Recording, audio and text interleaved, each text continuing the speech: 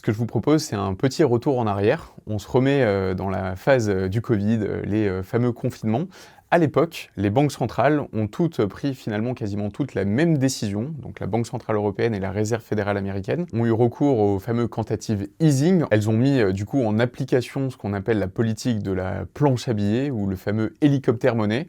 D'abreuvoir l'économie, voilà, de quantité de liquidités, encore une fois, pour sauver l'économie. Et concrètement, elles ont injecté ces milliards en achetant des dizaines et des dizaines d'obligations d'États souveraines et des obligations d'États d'entreprise également. Mais à l'inverse, ce qui existe aussi et ce qui est actuellement en train d'être appliqué par la Réserve fédérale américaine et par la Banque centrale européenne, c'est ce qu'on appelle le quantitative tightening. Donc pour le coup, c'est l'effet inverse, où là, les banques centrales vont tenter de réduire progressivement la taille de leur bilan. Donc dans les faits, comment est-ce que ça se matérialise? Prenons l'exemple de la Réserve fédérale américaine, donc de la Fed. On l'a vu tout à l'heure, pendant cette période de quantitative easing, elle a investi des milliards et des milliards dans de la dette souveraine américaine en majorité. Et là, la logique du quantitative tightening, finalement, c'est l'inverse. C'est que lorsque ces fameuses dettes américaines arrivent à échéance, eh bien, elle ne les reconduit pas.